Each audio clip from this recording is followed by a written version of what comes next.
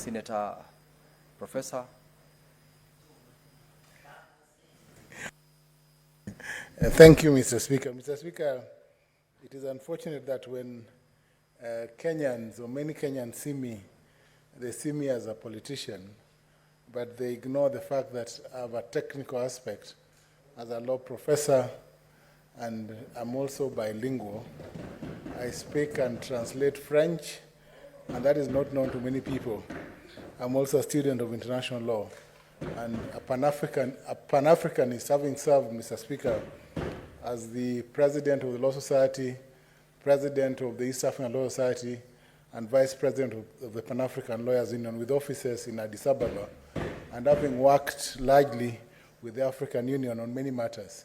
So I think these are aspects that my learned friend and Senator Cherargei for Nandi did not know.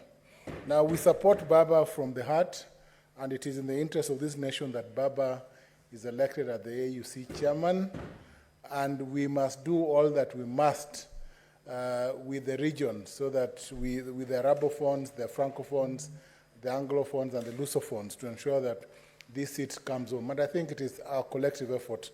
And you know what the president is doing. The president is resolute in his support for the Right Honorable Raila Odinga. Yes, so Galwale, I encourage you. Mr. Speaker, I just want to speak to the National Rating Bill, Assembly Bill number 55 of 2023, and the mediation report that has been submitted by the Honorable Beatrice Akinyi this evening. Mr. Speaker, the mediation committee, under Standing Orders 149 of the National Assembly and 166, and Articles 112 and 113 of the Constitution, did consider the various issues. And I'm glad to report this, Mr. Speaker, that under the previous Rating Act, Cap 66, 266, and the Valuation for Rating Act, Cap 267, we had a framework for valuation of property and a framework that allowed limited time for objections. And it is true when Senator Cherargei says that some of the properties were valued long ago, and it is because of that variance in time that many property owners have found themselves on the receiving end when the Rating Act and the Valuation for Rating Act, Mr. Speaker, have adopted a framework that has increased taxes in certain areas up to 100%. You find, Mr. Speaker, that in certain cities, and because I know that many counties have tried to revise rates, rates have jumped from even 10,000 shillings to 1 million shillings. That's what the previous, as I said, the time frame under the previous Cap 167 and 166 are provided, that the framework proposed in the National Rating Act by appointing a central authority that will only receive approval through the minister is welcome. The CS is welcome. Number two, the creation of a county valuation committee to receive objections and the 60-day period that is contemplated in the new revised law, Mr. Speaker, is welcome because, number one, it will give owners of rateable property sufficient time to object and to engage with the process of increasing rates.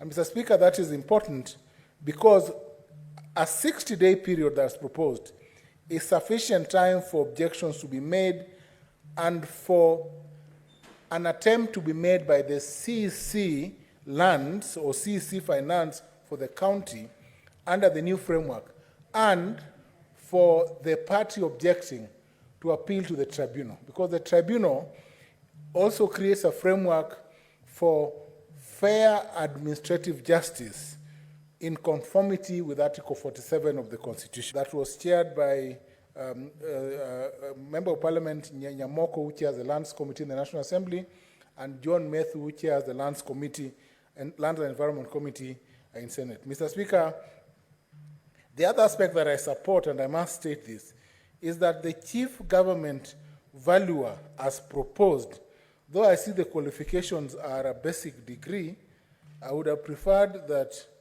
an additional requirement is made to the proposed section 24B, and not just a basic degree in land economics. I would have expected not just membership of the Institute of Surveyors of Kenya, but a higher qualification so that the 15-year experience as set out is considered in addition to other experiences or other qualifications that would ensure that the chief government valuer is an individual who will deliver professionally, as has been spoken to previously, Mr. Speaker.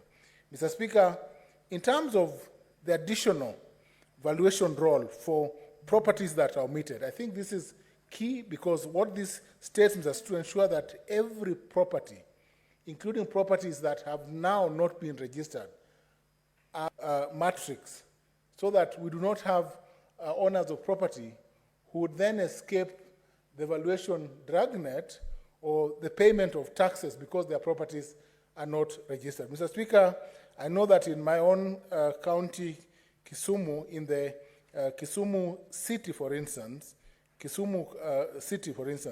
I know that a new valuation process is ongoing. And I know that citizens are concerned about the values that have been placed on the properties.